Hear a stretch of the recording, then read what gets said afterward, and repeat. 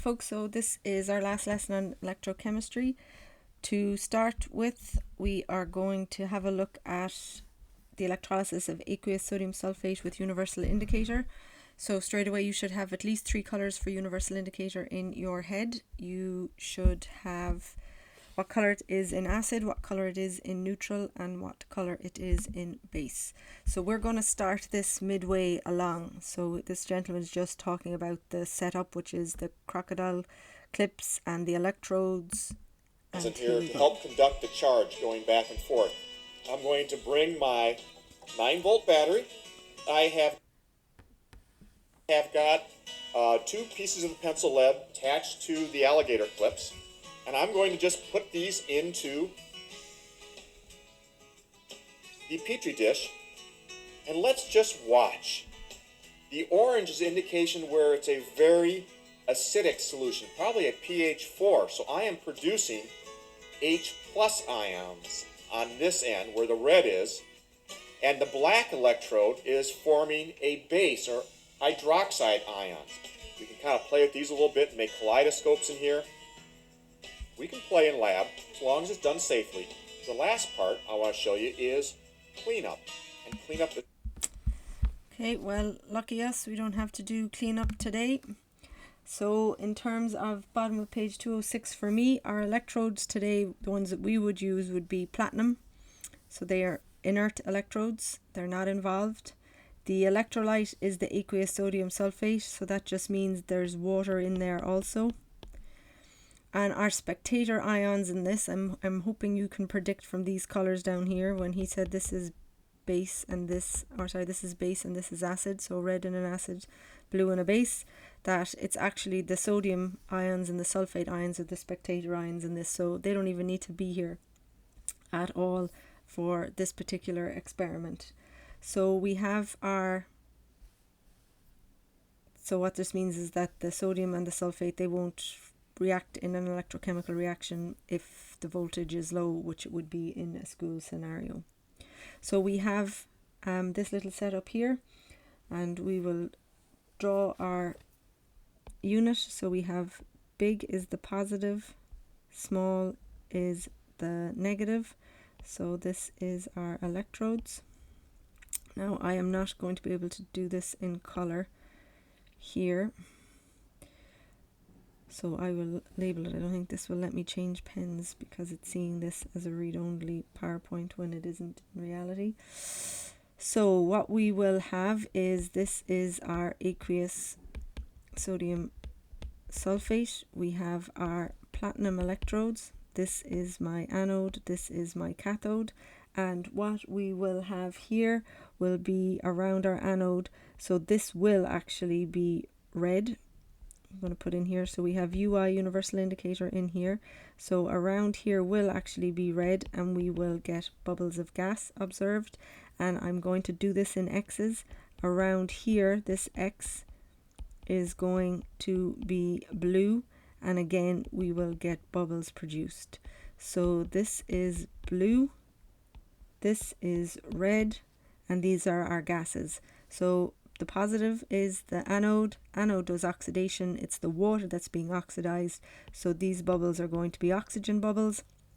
And similarly, water is being reduced over here. So we are going to make hydrogen gas. So in terms of our observations, what is it that we see? So we see at our anode, we see the UI has turned red, and there's bubbles of gas. At our cathode, we see that the UI has turned blue, and there are also bubbles of gas. And in terms of what it means, so at our anode, water is being oxidized. And put it here, so water is oxidized,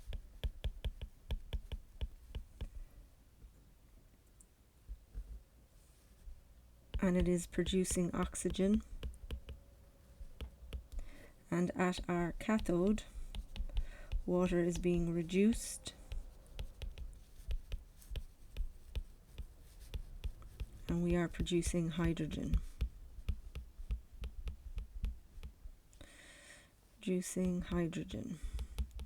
So in terms of our half equations, I'm just going to have to write them up here because I don't have the space. So the anode is oxidation of water. It means my electrons, if I use that OIR, will be on the right hand side. This is, again, we've talked about it, it's photosynthesis, respiration, it's photolysis of water, it's the final electron acceptor in respiration. So we are making 2H plus a half oxygen plus 2 electrons. And then in our cathode we are reducing the water, so it's going to be H2O plus 2 electrons, and it's going to make us hydrogen gas and the base OH minus, and again, just to balance this all up, it's going to be 2 and 2. Oh no, this 2 is in the wrong place, isn't it? So it's one of these and it is 2 of these. Okay, so for this one, you have to learn the half equations for the oxidation and reduction of water. And as we'll see in a second, those two equations, we've already seen them. We've seen the anode equation when we do the Hoffman voltammeter for electrolysis of water, and when we did the Ki, we've seen this in the cathode. So this was in water, and this is in Ki. So we see these equations already. So just to summarize, this is the table at the very, very end, and these are the things that you are going to have to make sure that you know. So eaten away or decrease in mass for our anode. We've done our half reaction. Copper is oxidized. We know it gets bigger, so it's an increase in mass, and our copper is reduced. For our Ki, it's platinum electrodes. We're using aqueous Ki. The brown color will appear, so it's oxidation of iodide, and then the pink color appears with bubbles at the cathode, and that is production of the hydrogen gas in the base. For acidified water, we have platinum electrodes again. We now have water with a bit of sulfuric acid in there to increase conductivity. We get oxygen at our anode. So again, this equation from photosynthesis and respiration. We get hydrogen at our cathode. So this is just very simply the protons reacting with the electrons to make hydrogen. In our aqueous sodium sulfate, again, you'll see platinum as our electrode. Our electrolyte is now the aqueous sodium sulfate. We get oxygen gas evolved, and the UI goes red, and the reason it's going red is because we're making protons. And here, hydrogen gas evolved, UI is blue, and here we are making protons. So I've just doubled this here. You can still leave it like this if you so wish. And our last part was the very first little experiment we looked at. It was the copper chromate. So again, it's inert electrodes, doesn't really matter. We have a little bit of dilute HCl on the filter paper to increase conductivity. We have the idea that it starts. So the copper chromate here is green. In the dilute HCl, the anode goes yellow because the positive copper let me work this out. Yeah, the chromate ions have moved towards the positive anode, and there's no anode reaction, and we are going, so yellow is because of the chromate. It gets 2 minus, and here it's because of the copper. It goes blue because positive ions will be attracted to the negative cathode. So that's what you should have in your summary table, and that is everything you would need to know. Now, in terms today, we're going to look at displacement. We did it when we did redox, and we're going to be able to again explain it when we did the electrochemical series. There's nothing new in terms of this question compared to when we did the redox theory, so it's a little bit of revision. We just now have a context for it. So electroplating. This is when specifically we are using electrolysis to put a layer of metal onto the surface of another metal. And I'm going to show you just this here.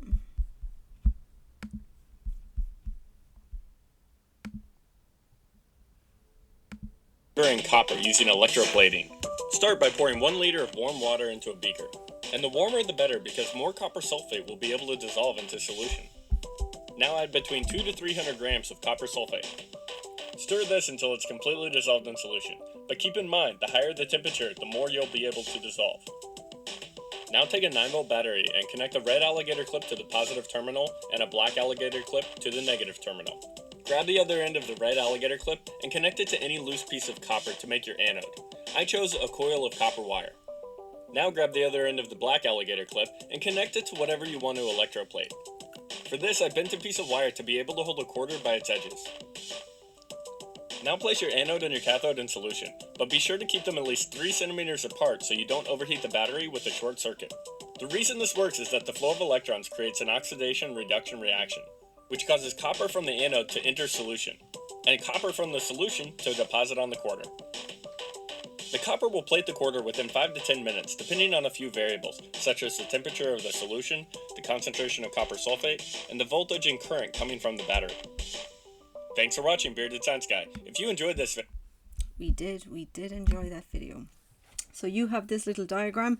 It's the exact same for what that little electrolysis experiment we did, except now that's when we had our except it's flipped now. So this is our anode on the right this time and our cathode on the left. So this was the piece of whatever it was you wanted to coat, and now it has a copper coating on it. So you should be able to, at this point now, write your anode and cathode reactions for this.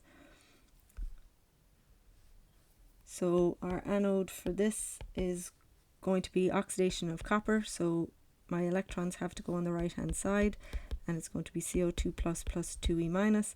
And at my cathode, the same half reaction as earlier, I am reducing my copper ions to Cu, and that is going to plate on this.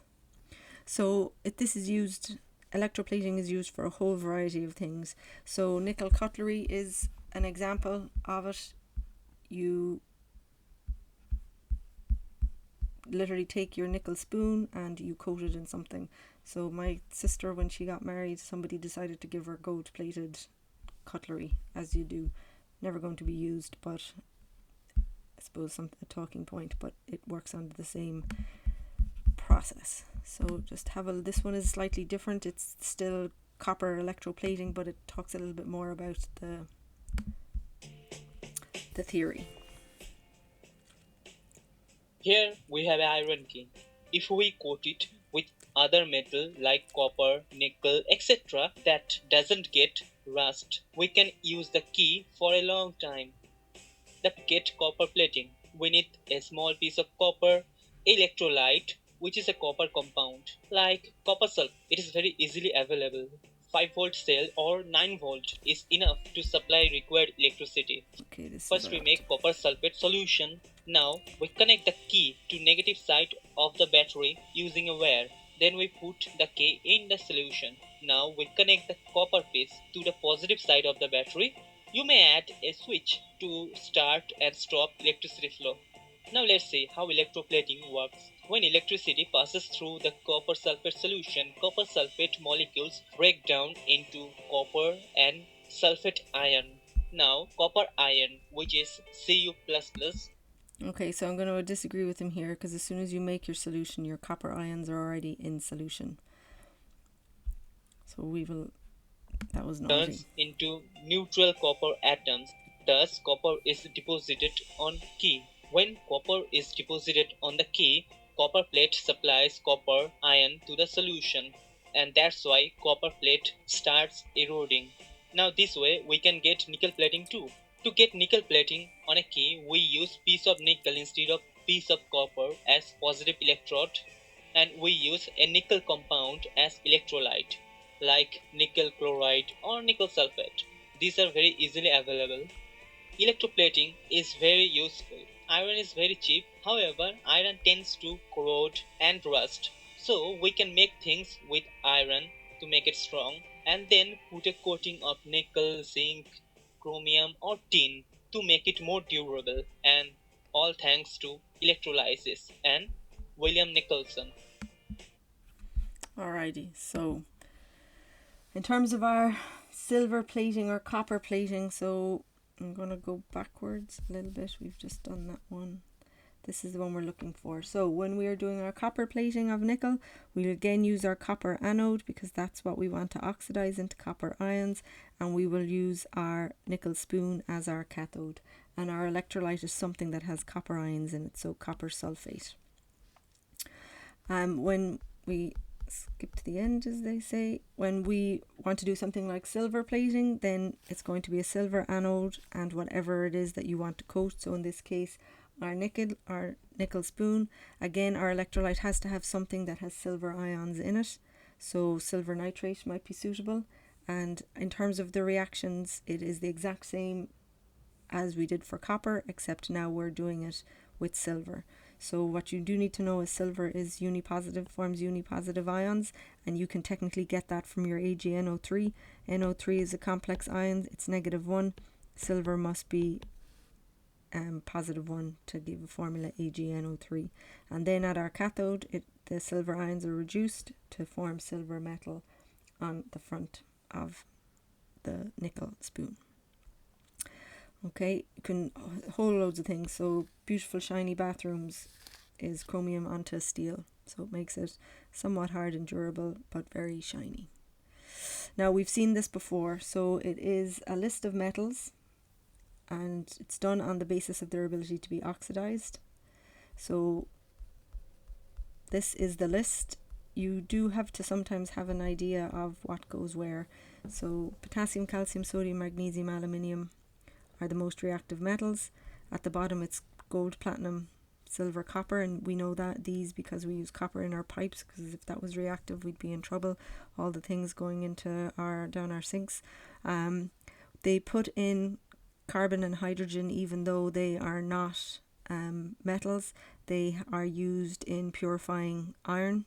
So with iron ore they actually use carbon to purify iron because carbon is further up on the electrochemical series. You have in your book my silly sentence for this. So we have the most reactive at the top, we have the least reactive at the bottom. The easiest to lose electrons are at the top, the easiest to gain them are at the bottom, so the easiest to oxidize are at the top, which means they're the strongest reducing agents, and similarly the easiest to reduce and the strongest oxidizing agents are at the bottom. Now you are more than welcome to put this into page 209, but you have this already when we did our redox theory on form 5. Okay, and then I have my stupid sentence. Please come stay my Aunt Catherine Zeta in the lighthouse because she's got piles. Okay, so we've seen all those before. So we've done this. So you can also talk about, and I'm going to cross this out, these things. They're called standard electrode potentials. We don't really use them, but what it is it is a number, and this number tells you how easy something is to be oxidized or reduced.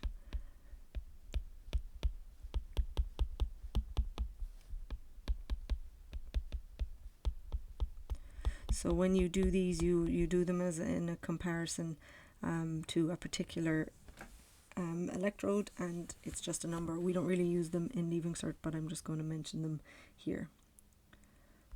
Okay, so in terms of displacement, so we have done displacement in school, and if we were in school I'd show you very quickly. So it's used in industry. They use scrap iron to displace copper from solutions of its ions. So this is the overall equation. So from this, believe it or not, you should be able to write for me the half equations from this. So you should know this is a 0, this is a 0. Here, if this is -2, this must be +2. Similarly, this has to be +2 -2. So here my iron is being oxidized, my copper is being reduced, and you should be able to write the half equations for that. So if you want to pause and do that now, you can.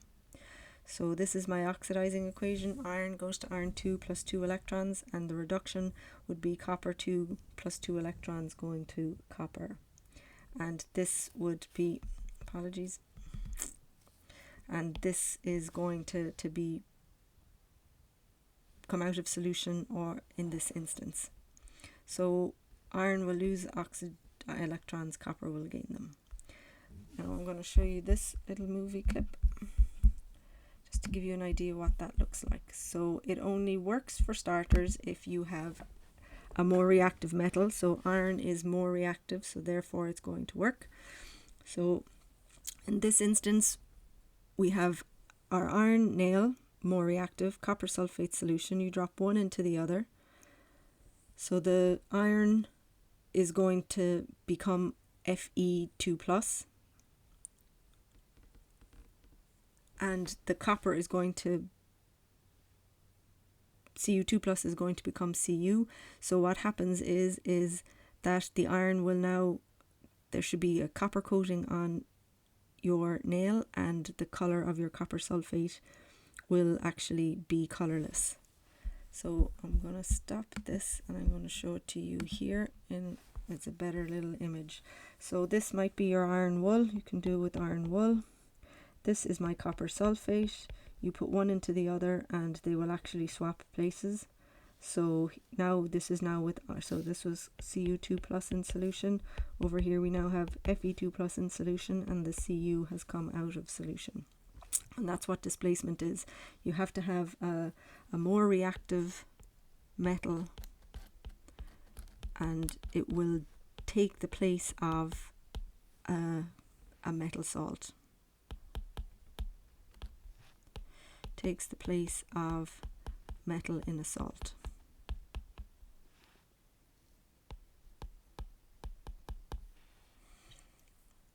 Okay, and that is that. So you were given a list of questions on Monday.